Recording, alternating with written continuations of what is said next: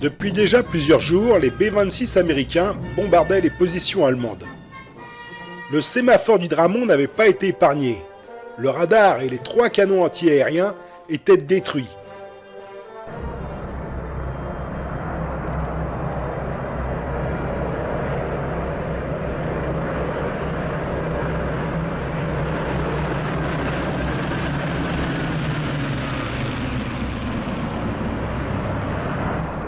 Les 3 Allemands qui avaient survécu n'avaient pas beaucoup dormi. Toute la nuit, ils avaient entendu les 2000 avions et planeurs qui les avaient survolés sans interruption.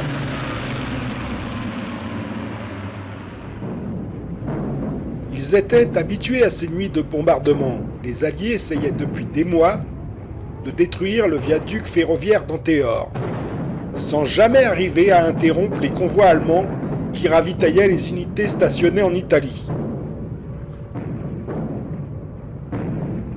Mais cette nuit-là, les bombardements n'avaient pas cessé. Ils savaient qu'un événement exceptionnel se préparait. À l'aube, tout était devenu calme. Ils scrutaient l'horizon, mais les brumes matinales de ce 15 août 1944 leur interdisaient de deviner ce qui se tramait au large. Une brise dissipa le voile, et les silhouettes des navires alliés apparurent une à une, pour former une masse de 2260 bâtiments de toutes les tailles. Une menaçante armada qui se dirigeait directement vers eux. Le caporal Hans Felder se jeta sur le téléphone pour prévenir son Oberlieutenant. Mais celui-ci ne répondit pas. Les 5000 parachutistes largués à 4 heures du matin sur le Muy avaient déjà capturé l'état-major allemand chargé de la défense du littoral de Bandol à Menton. Alors, Hans essaya de joindre la commandanture qui se situait à la villa Vent du Large, à moins d'1 kilomètre sur la route de la Corniche. Mais la ligne avait été coupée par la résistance.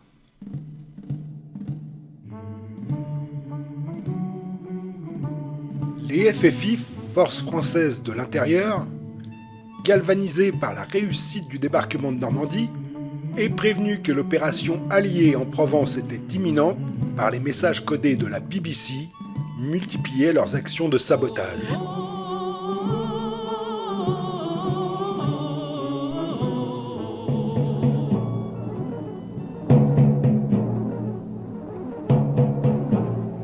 Ici, Londres. Les Français parlent aux Français. Veuillez écouter tout d'abord quelques messages personnels. Les sanglots longs des violons de l'automne. Je répète, les sanglots longs des violons de l'automne blessent mon cœur d'une langueur monotone. Je répète, blessent mon cœur d'une langueur monotone.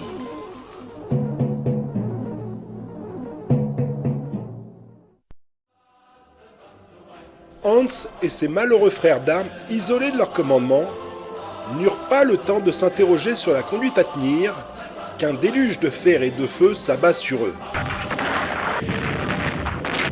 L'artillerie navale des cuirassés, croiseurs et destroyers américains pilonnait la côte pour détruire les champs de mines et les dernières défenses anti-chars.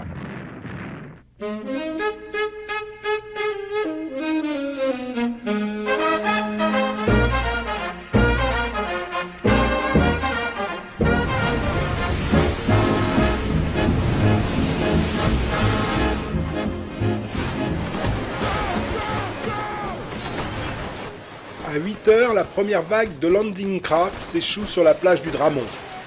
À bord, les GIs de la 36e division du Texas.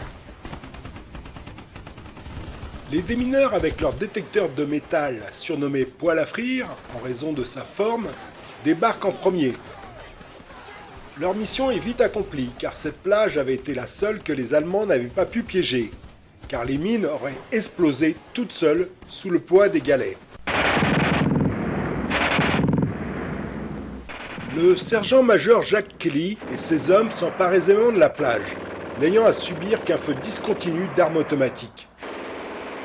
Après avoir fait taire le peu de résistance, La mission de Jack était de prendre position sur la hauteur qui surplombait la plage. Sa section commence l'escalade vers le sommet du mont où se dresse le sémaphore. Hans, bien que très croyant, ne voulait pas mourir le jour de l'ascension. Il prit soin de tirer au-dessus de ses assaillants en faisant attention de ne pas en blesser un.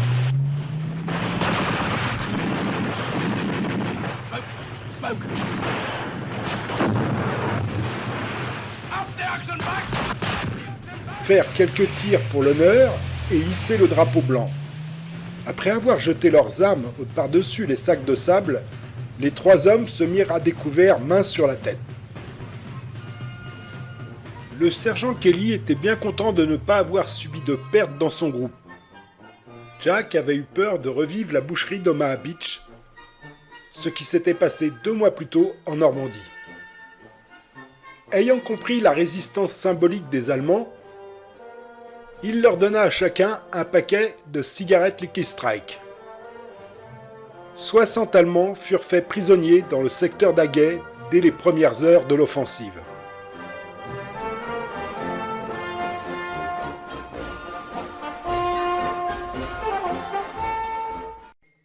Du sémaphore du Dramont, Jack surplombe tout le théâtre des opérations.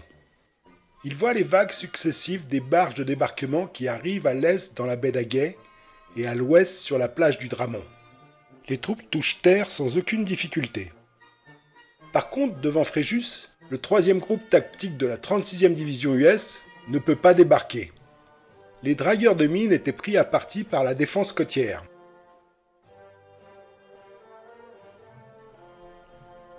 La division fait alors appel à l'aviation, et 93 libérateurs quadrimoteurs lâchent sur les plages et les ouvrages 200 tonnes de bombes.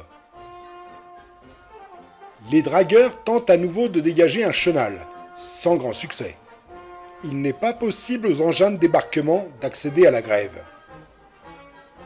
À 14 h, l'opération de débarquement est annulée, et les troupes prévues sont réorientées vers la plage du Dramont, où elles prennent pied en ordre parfait.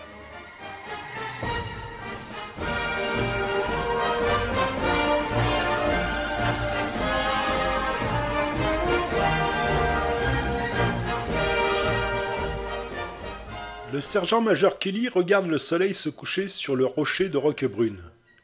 Le LST-282, Landing Ship Tank, qui était un gros bâtiment de débarquement de chars, s'avance vers la plage. Au même moment, la DCA alliée ouvre le feu sur un bombardier allemand à double gouverne.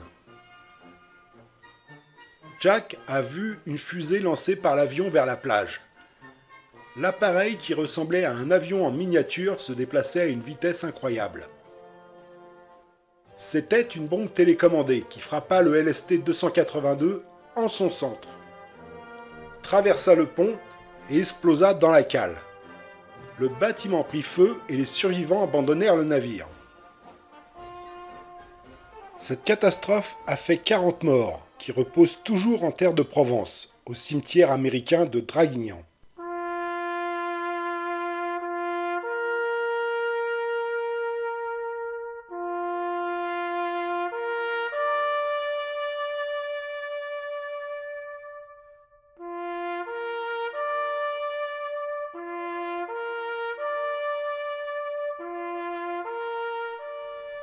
Sur le mémorial, en dessous de l'ange de la paix, est gravé « Nous, qui reposons ici, sommes morts pour que les futures générations puissent vivre en paix. »